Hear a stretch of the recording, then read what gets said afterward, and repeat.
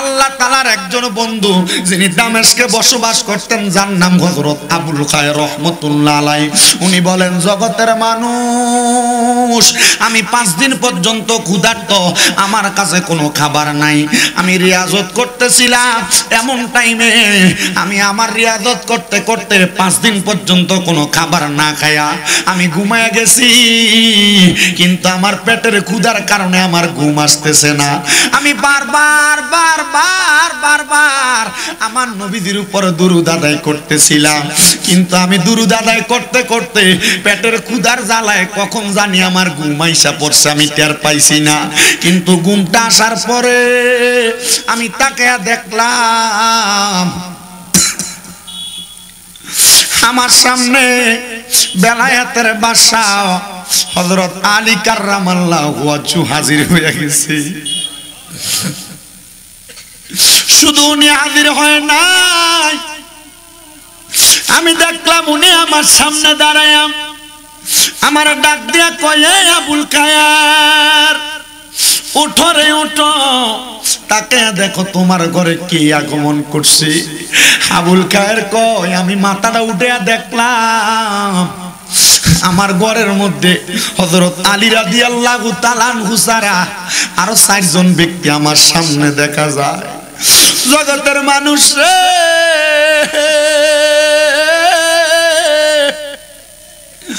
আমি মাওলা আলীরে প্রশ্ন করলাম, ও মাওলা আলী গো, তারা কারা?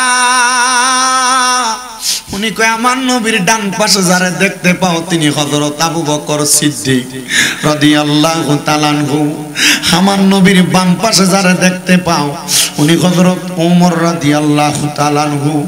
আমার নবীর পেছনে যারা দেখতে পাও তিনি আমার নবীর সাহাবী হযরত ওসমান রাদিয়াল্লাহু আনহু। আর মাঝখানে আমার দয়াল নবী আবুল খায়ের কয়, আমি সাথে সাথে যখন উইটা বইসা আমার নবীরে দেখলাম, আমি ডাক দিয়া কইলাম, ইয়া রাসূলুল্লাহ, নবী গো, ও দয়াল নবী, মায়ার নবী, রাহমাতুল লিল আলামিন নবীজি, আপনি যে আমার ঘর মুবারকে আসলেন, নবী গো, এতদিন পর্যন্ত আপনি নবীরে দেখার জন্য আমি কান্দি, কিন্তু আপনি নবীরে দেখি না। আজকে দিয়ে আমি দুরূদ শরীফ পড়তে পড়তে ঘুমায়া গেছি, আপনি নবী দিয়ে আমার দেখা দিয়া দিছেন। আমার নবী কয়, আবুল খায়ের রে, আবুল খায়ের, কোন খানা বুঝি খাও নাই, পেটের ক্ষুধার জ্বালা সহ্য করতে না পাইরা তুমি আমি নবীর প্রতি দুরূদ শরীফ পড়তে পড়তে ঘুমায়া গেছো। আমার নবীর আস্তিন মুবারকটা খুইলা হুজ্জাতুল্লাহিল আলামিন কিতাবের মধ্যে ঘটনাটা 2য় খণ্ডের 243 নম্বর পৃষ্ঠায় উল্লেখ। আমার নবীজির আস্তিন মুবারকটা সরায়া আমার নবী একটা রুটি বাহির করে আবুল খায়েরের হাতে দিছে। আমার নবীজি আবুল খায়ের ডাক দিয়া কয়, আবুল খায়ের, তুমি রুটিটা ভক্ষণ করো। উনি কয়, আমার নবীর কথা মোতাবেক আমি রুটিটা কামড় দিয়া দিয়া খাইলাম। আমি অর্ধেক রুটি খাওয়ার পরে হঠাৎ আমার ঘুমটা ভাঙ্গা গেছে। আমি স্বপ্নে দেখছি আমার নবী আমার কাছে আইছে, কিন্তু আমার ঘুমটা ভাঙ্গার পরে আমি আমার ডান হাতে তাকায়া দেখতাছি আমি স্বপ্নের ভিতরে অর্ধেক রুটি খাইছি রে, আর অর্ধেক রুটি আমি আবুল খায়েরের হাতের মধ্যে আছি।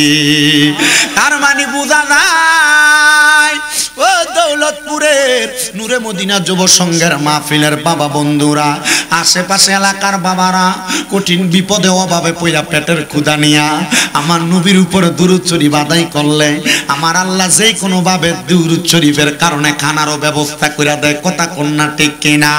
বলো হুজুর, তাহলে আমরা কেন দুরূদ পড়ব? শুনেন বাবা, আমার আল্লাহ কোরআনে বলছে, আকিমুস সালাত, তোমরা নামাজ কায়েম করো। আল্লাহ কয়, ওয়া আতুজ যাকাত, তোমরা যাকাত দাও। আল্লাহ কিন্তু রোজা রাখার কথা বলছেন, কিন্তু আমার আল্লাহ তো নামাজ পড়ে না। আল্লাহ তুমি নামাজের কথা বললা, তুমি তো পড়ো না। আল্লাহ রোজার কথা বললা, আল্লাহ তুমি তো রোজা রাখো না। আল্লাহ তুমি যাকাতের কথা বললা, তুমি তো যাকাত দাও না। আমরা নামাজ পড়ি, তুমি আল্লাহর সেজদা দেই, কিন্তু তুমি আল্লাহ কারে সেজদা দিবা? তুমি তো নিজেই খোদা। আল্লাহ কিন্তু তুমি যে বললা ইন্নাল্লাহা ওয়া মালাইকাতাহু, তুমি নিশ্চয়ই তোমার অসংখ্য অগণিত ফেরেশতাদেরকে নিয়া ইউসাল্লুনা আলান নবী, আমার নবীর উপরে দুরূদ আদায় করো।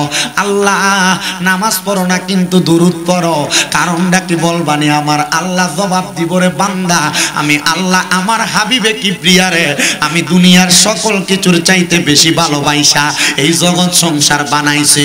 যদি আমার হাবিব না হইতো আমি আল্লাহ জগৎ সংসার কিছু বানাইতাম না। এ আল্লাহ, তাহলে আপনি তো নবীর উপর দুরূদ পড়েন, তাহলে ফরজের চাইতে বড় তো এটা হইতে পারে?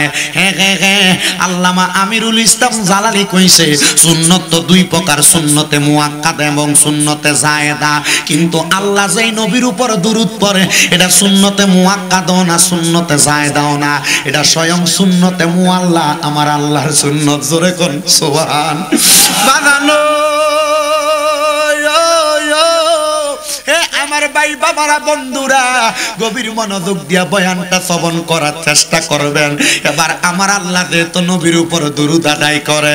আমার আল্লাহ কয় ইয়া আইয়ুহাল্লাযীনা আমানু, ওহে যারা ঈমানদার তোমরা শোনো, সাল্লু আলাইহি, ওই নবীর উপর দুরূদ আদায় করো। আমার আল্লাহ আয়াতের মধ্যে ঈমানদাররা ডাক দিছে, কোন মুসলমানরা ডাক দেয় নাই, কারণ বহুত মুসলমানরা মুসলমান দাবি করে মুনাফিকি করে।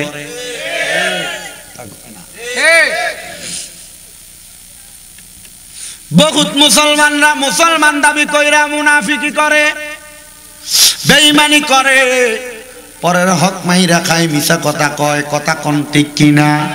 আমার আল্লাহ এই আয়াতের মধ্যে কোন মসজিদের ইমাম সাহেবরে ডাক দেয় না। আল্লাহ কেন? কারণ আমার আল্লাহ জানে বহুত ইমাম সাহেবরা মিম্বরে বইয়া বইয়া মিছা কথা কয়। কি না, বহুত বড় বড় হুজুররা কি সুন্দর ওয়াজের স্টেজে বসে নারে রিসালাত, এগুলো কই পাও? ফালতু। হযরত ওমর রাদিয়াল্লাহু আনহু যদি থাকতো সৌদি আরব থেকে বাংলাদেশে আইয়া এই সব মৌলবীরা গর্দান আলাদা করে দিত। আমার উদ্দেশ্য কারোর বিরোধিতা করা নাই, তবে যেটা হক আপনি যদি না বলেন আপনার জিহ্বা কাটবে আল্লাহ। কথা কন না কেন? কষ্ট হইতেছে আপনারা? আমার কষ্ট হইতেছে। আমার পুরা শরীরে জ্বর এবং গিরায় গিরায় ব্যথা। আমি যে এখানে আসবো, আমি যখন 4:40 বাজে তখন আমার ঘরে আমার গাড়িটা যেটা দিয়ে আইছি এটা মনে উইরে আইছি, উইরা এমন মনে হয়েছে। আগামীকালকে আমার মাদ্রাসার মাহফিল, আমি সব ফালাই দিয়া শুধু ওয়াদা যেন ঠিক থাকে আসছে, সিটার হইয়া দামুগা। আমি চাই না আমার নাম এমন সিটার বাটফারের খাতা পড়ব। আমি আমার জীবনে কোনোদিন এগুলা করি নাই, তো বহুত মাহফিল কমিটি আমরা লগে সিটারি করে। আমি চিন্তা করি ও আদা দিয়ে সিটারি করে, করুক না, এরা মুনাফিকের কাতার উঠলে আমি কি উঠুম নাকি? কি কথা কয় না? ঠিক আছে না? তো যেই কথা বলতেছিলাম, আল্লাহ এই জন্য ইমাম সাহেবেরও ডাক, জোরে কয় না, ইমাম সাহেবেরও ডাক। আমার আল্লাহ কয় ইয়া আইয়ুহাল্লাযীনা আমানু, ওহে যারা ঈমান আনছো, সাল্লু আলাইহি, ওই নবীর উপর দুরূদ আদায় করো। কারণ ঈমানদাররা নবীর দুরূদের মর্ম বোঝে। কথা কোন না ঠিক কিনা? আন্নাসার যত আপনি দুরূদ আদায় করেন, ঈমান যদি ঠিক না থাকে আপনার কাছে দুরূদ মজা লাগতো না, মজা লাগতো না, মজা লাগতো না। এজন্য আসে কয় ওরে দুরূদের পাগল হইলে করবে নবী পার, কন্যা দুরূদের পাগল হইলে করবে নবী পার। আল্লাহুম্মা সাল্লি আলা ফরবারে বার, বলেন আল্লাহুম্মা সাল্লি আলা। আরে নবীর দুরূদ পড়ে যারা, আরে সাচ্চা ঈমানদার তারা, বলেন নবীর দুরূদ পড়ে যারা, ওরে সাচ্চা ঈমানদার তারা। আইরে সকলে আসে গণ তাইলে, সকলে আসে গণ তাইলে দুরূদ পড়ো বারে বার। আল্লাহুম্মা সাল্লি আলা পড়ো বারে বার, বলেন আল্লাহুম্মা সাল্লি আলা পড়ো বারে বার হাইরে দুরুদের পাগল হইলে করবে নবী পার বলেন দুরুদের পাগল হইলে করবে নবী পার আল্লাহুম্মা সাল্লি আলা পর বারে বার এই জন্য আমার আল্লাহ তাআলা ডাক দিয়ে কয় বান্দা যারা মুমিন আছো যারা ঈমানদার আছো ওই নবীর উপর দরুদ আদায় করো শুধু এই কথা বইলা ক্ষান্ত হয় নাই আমরা সমাজে দেখবেন নতুন নতুন মৌলভী সাবরা আগেও তো আমরা কত সুন্দর মিলাদ করছি কিয়াম করছি আমার নবীরে দাঁড়ায়া দাঁড়ায়া সালাম দিছি নতুন নতুন মাদ্রাসায় পড়া এলাকায় আটকা মৌলভী সাহেব ফতুয়া দেয় নবীরে দাঁড়ায়া দাঁড়ায়া সালাম দইরা বেদাত কাম কিন্তু আমার আল্লাহ কোরআনে কয় ওয়াসাল্লিমু তাসলিমা সালাম দাও আদবের সাথে তাসলিমান আয় তাকরিমান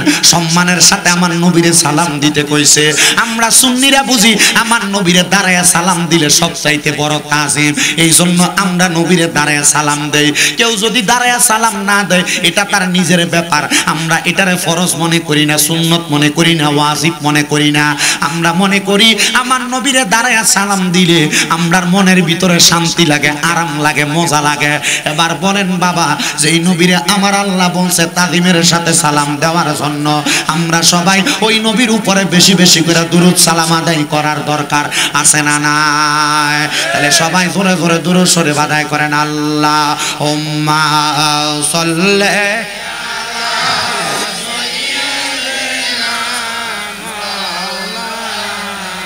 মুহাম্মাদ ওয়া আলা মাওলানা কবর যদি সাও জালা দুরুদ বানাও গলার মালা পাইবা আমার নূর নবীকে ঘুমের ঘরে স্বপনে আল্লাহুম্মা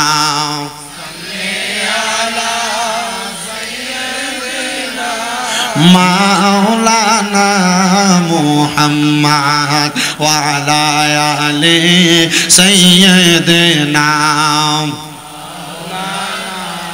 লা ইলাহা ইল্লাল্লাহু লা ইলাহা আল্লাহ আদম হাওয়া বানাইলা তুমি বেহেশতের মাঝে রাখিলা বলেন আদম